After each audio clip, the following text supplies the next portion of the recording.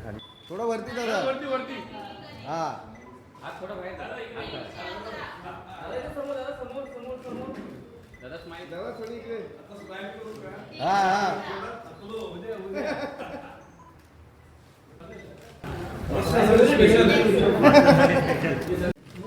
दादा इकडे बाईक करा, दादा वरती येणार नाही, दादा वरती सर इकडे हे बघा, इतक्या वर्ष आम्ही राफा नाईक विद्यालयामध्ये आम्ही मतदान करायचो.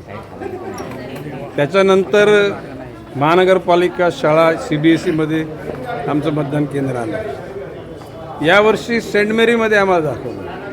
सेंट मेरीमध्ये आम्ही सकाळी येऊन गेलो तर इथे रूम नंबर काय सगळा घोळ होता. मग आम्ही परत CBSEमध्ये गेलो, तिथे रूम नंबर 9 होता, पण मतदार यादीमध्ये आमचं नाव नव्हतं. मग परत सेंट मेरीमध्ये आलो आणि आता मतदान करून आता निघालेलो आहे. एकूणच निवडणूक यंत्रणा ही टू द पॉईंट काम करते असं वाटत नाही.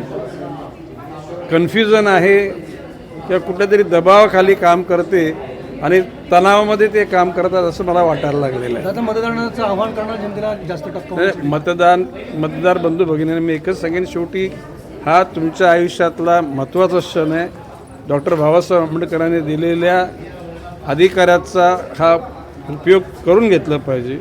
निर्भयतेने मतदान करा, कुठल्याही परिस्थितीत मतदान करायला विसरू नका, योग्य उमेदवारांना मतदान करा आणि लोकशाहीचा जागर कायम चालू ठेवा. प्रशासनाला काय डोस दिला? प्रशासनाला तुम्ही काय डोस द्याल आता या सगळ्या गोष्टींमध्ये? दोन महत्त्वाचे मुद्दे आहेत, एक हरामाचा पैसा आणि एक दादागिरी. तर नवी मुंबईकरांना गणेश नाईकांचं काय आव्हान असेल? नाही, दादागिरी करायचा प्रयत्न केला पण पोलिसांनी दादागिरी मोडून काढलेली आतापर्यंत.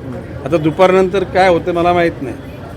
पैशाचा वापरसुद्धा करण्याचा प्रयत्न केला पण नवी मुंबईच्या जनतेनं तो पैसा नाकारलेला आहे.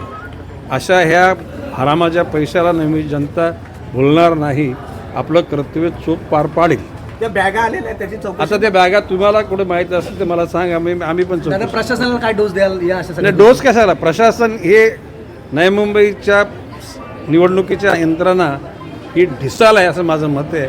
आणि त्यामध्ये जी ढिसाळपणा करणाऱ्या लोकांच्या निश्चितपणे ढिसाळपणा का गेला याच्या चौकशा करायला निश्चितपणे इलेक्शन कमिशनला आम्ही सांगू.